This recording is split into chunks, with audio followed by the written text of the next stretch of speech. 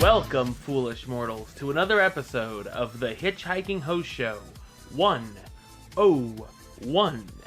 I am your host, your ghost host,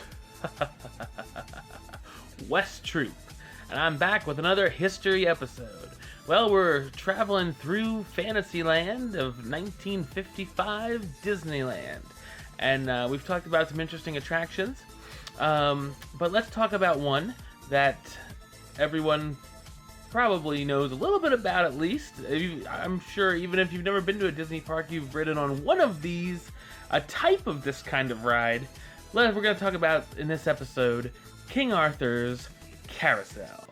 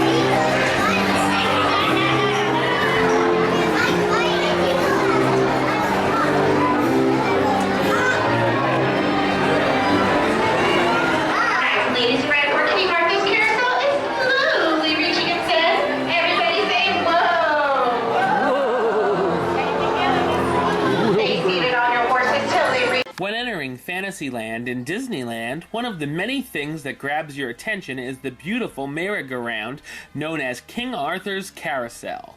Walt knew he wanted a carousel in his park, but not just any. He wanted something similar to the Griffith Park Carousel, located in Los Angeles, which consisted of all jumpers, aka horse that jump up and down. In 1954, a park model menagerie carousel was purchased and moved to Disneyland. This carousel was built by William Dentzel in 1875 and had operated at Sunnyside Beach Park in Toronto, Ontario since 1922. It sported 3 courses of horses, A horse is a horse, of course, right? And other animals such as giraffes and hippos on a platform 72 feet in diameter. The attraction was refurbished and significantly altered by the Arrow Development Company of Mountain View, California in preparation for the park's opening. It was widened to 4 courses to increase guest capacity. The carousel would house 71 horses and 1 mule, most of which were carved in the Denzel factory in the late 19th and early 20th century. To add the outermost course, several carved horses were acquired from a Stein and Goldstein carousel, others from the Loof carousel at Coney Island, and more from various other carousels around North America. Many horses arrived with crude repairs, such as newspaper stuffed papier-mâché legs. Standards on the original 3 rows of the attraction were converted to jumpers, standards meaning they don't move, and jumpers going up and down again, by removing the legs and carving new ones. Then, custom-built crankshafts were installed overhead to operate each horse as a jumper in motion. The original hand-carved wooden chariot benches were removed, and the chariot woodwork was repurposed to decorate the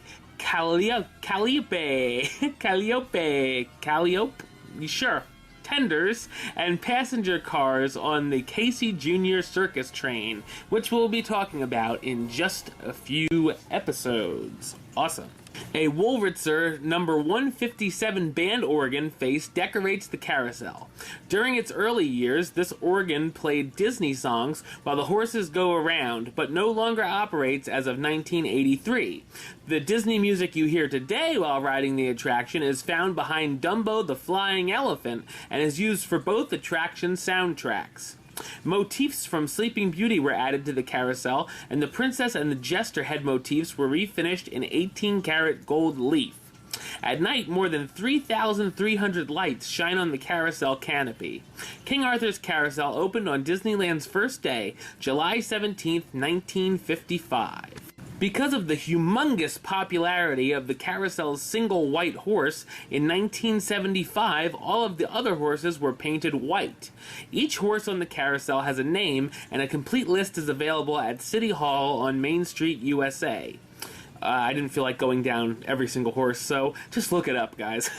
The most famous horse on the carousel, Jingles, is the lead horse, and Walt's personal favorite. It was named for its very ornate carvings, which include beautiful straps of jingle bells hanging from her saddle and cantle. In preparation for Disneyland's 50th anniversary, King Arthur Carousel was closed for an extensive refurbishment and would reopen in February 2003. The renovations included an entirely rebuilt turntable platform, a new computerized operating console, and systems which halts the carousel each time at the same spot. Removal of a row of 4 horses to accommodate a 4-course wide bench, and wheelchair clamps with the access ramp for ADA compliance, which brought the count of horses down to 68. For Disneyland's 50th anniversary in 2005, Jingles was repainted gold from nose to tail, trimmed in 18-karat gold leaf, and set apart as a photo opportunity near the queue for Dumbo the Flying Elephant. When Jingles was reinstalled as the lead horse, major portions of Jingles were painted over, except where the gold bells and trims are showing through, with exceptionally striking translucent treatment of the rosettes on Jingles' head. Decoration detail was painted on the saddle blanket representing the talking parrot-handled umbrella from Mary Poppins, and in 4 quarters as a crest upon the knee pad, the monogram J.A., a robin perched upon high-button shoes, the silhouette of a Mary in flight, and the number 50 representing the 50 magical year anniversary of this original Disneyland attraction featured on opening day, all showing through in gold with blue outline.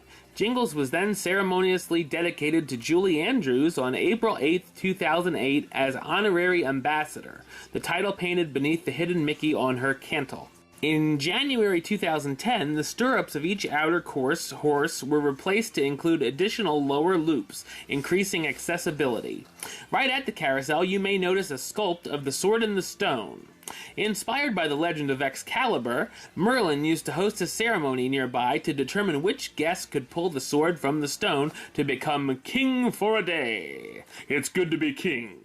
While it may seem like just another basic theme park merry-go-round from afar, King Arthur's Carousel is one of the most detailed and beautiful carousels in existence. And may I say, the only Disney carousel that I've ever been on. Oh, no, that's not true. I've never been on the one in the Magic Kingdom, the Prince Charming's Regal Carousel, but I can say I was in the one at Disney's California Adventure, King Triton's Carousel. But King Arthur's Carousel, I went on. I thought, you know what, I'm just going to do this carousel, and it's a very nice carousel. You know, it's not anything really, you know, you're not going to go on the ride and be surprised at anything, really. It's a carousel, but it's a really nice one. I just felt like I needed to go on a Disney carousel just to say I did one. And it had been down for almost the whole week that I was there 2 years ago now. And it opened up on Friday. I'm like, you know what? Let's just ride it. I had some time to kill, and I was glad I did, to say I did. Like I said, it's a very beautiful carousel. I love the Disney music as you go around. It's cool to see all the sights of Fantasyland when you go around. So, you know, if you're a carousel fan, I would say check it out. You know, a lot of kids enjoy the carousels. So, yeah, I mean, if you have some time to kill, I mean, if you have one day at Disneyland, I probably would say save it for later, and you know, because it's not really a long line to go on, but you know, there's a lot to do at Disneyland. So I wouldn't, you know, if you have 2 days, then sure, if you want to go on, or if you really want to go on, then go on, but you know, I wouldn't put it in a one-day touring plan because you can ride a carousel many different places, while you can only go on something like Indiana Jones Adventure at Disneyland. So, you know, if you're a big fan of carousels, definitely check it out. And if you have a lot of time at Disneyland, check it out as well. All right, well, that's the show for this time. I'll be back soon with another Hitchhiking Hosts Show 101 about another Fantasyland attraction. Very soon. So until then, remember to watch every week. The Hitchhiking Host shows up, all the news, the trending topics, all that good stuff. Subscribe right here on YouTube, youtube.com/HitchHostShow. You can like the show on Facebook, facebook.com/HitchHostShow. Follow on the Twitter and the Instagram at HitchHostShow. And if you want to listen to the show, or you are listening to the show, keep doing so. HitchHostShow.podbean.com on Podbean, and you can also download it on iTunes and Stitcher. Until next time, don't forget to hurry back for the next episode. See ya.